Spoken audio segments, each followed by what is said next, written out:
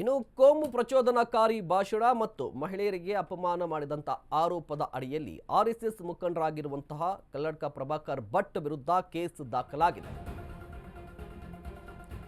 ಕೋಮು ಪ್ರಚೋದನಕಾರಿ ಭಾಷಣ, ಮಹಿಳೆಯರಿಗೆ ನಿಂದನೆ ಆರೋಪ.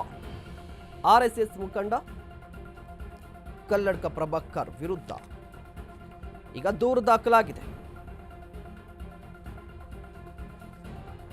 ಬಿಎನ್ಎಸ್ 79 196 290 302 ಮತ್ತು 3/5 ಕಾಲಂ ಅಡಿ ಕೇಸ್ ದಾಖಲಾಗಿದೆ. ಉಪ್ಪಳಿಗೆಯ ದೀಪೋತ್ಸವ ಕಾರ್ಯಕ್ರಮದಲ್ಲಿ ಕಲ್ಲಡ್ಕ ಪ್ರಭಾಕರ್ ಅವರು ಭಾಷಣವನ್ನ ಮಾಡ್ತಾ ಇದ್ರು.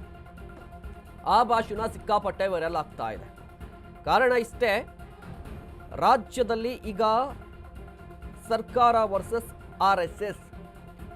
ಆರ್ಎಸ್ಎಸ್ ಪಥಸಂಚಲನಕ್ಕೆ ಸಂಬಂಧಪಟ್ಟಂತೆ ಈಗ ಅನುಮತಿ ಅದು ಇದು ಎಲ್ಲವೂ ಕೂಡ ಬರ್ತಾ ಇದೆಯಲ್ವಾ. ಇದೇ ಕಾರಣಕ್ಕಾಗಿ ಅವರು ಭಾಷಣವನ್ನ ಮಾಡ್ತಾ ಇದ್ರು.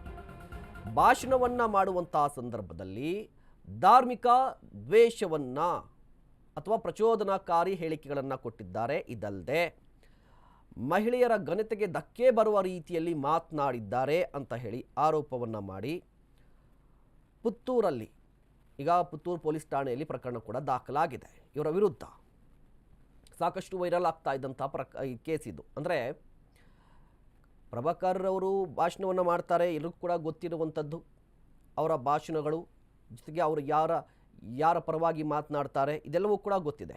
ಹಿಂದುತ್ವದ ಪರವಾಗಿ ಮಾತನಾಡ್ತಾರೆ. ಅದೇ ರೀತಿಯಾಗಿ ಮೊನ್ನೆ ನಡೆದಂಥ ದೀಪೋತ್ಸವ ಕಾರ್ಯಕ್ರಮದಲ್ಲೂ ಕೂಡ ಭಾಷಣವನ್ನು ಮಾಡ್ತಾ ಇದ್ರು.